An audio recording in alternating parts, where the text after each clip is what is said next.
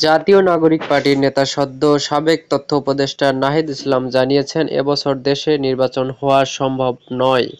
কারণ নির্বাচন হওয়ার মতো পরিবেশ ও জনগণের পুরোপুরি নিরাপত্তা অন্তর্বর্তী সরকার এখনো নিশ্চিত করতে পারেনি।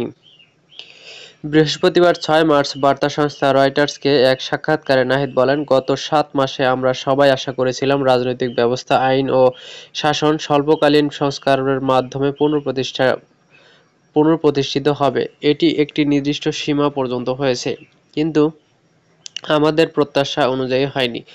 বর্তমান আইন শাসনের পরিস্থিতি এবং রাজনৈতিক ব্যবস্থা বিবেচনায় আমি মনে করি এবছর জাতীয় নির্বাচন আয়োজন সম্ভব হবে না।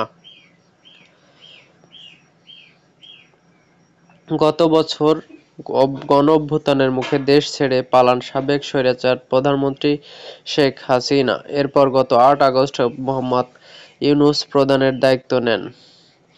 সম্প্রতি বিভিন্ন সাক্ষাৎকারে প্রধান উপদেষ্টা এ বছরের শেষের দিকে নির্বাচন আয়োজনের কথা বলেছেন, কিন্তু সাবেক তথ্য উপদেষ্টা নাহিদ ইসলাম জানালেন ভিন্ন কথা। তবে নির্বাচন যখনই হয়, তখন জাতীয় নাগরিক পার্টি সেটিতে অংশ নিতে প্রস্তুত আছেন বলে জানান নাহিদ। কিন্তু নির্বাচনের আগে জুলাই ঘোষণাপত্রে সব রাজনৈতিক দলের ঐকমত্যে পৌঁছানো গুরুত্বপূর্ণ বলে মন্তব্য করেন তিনি।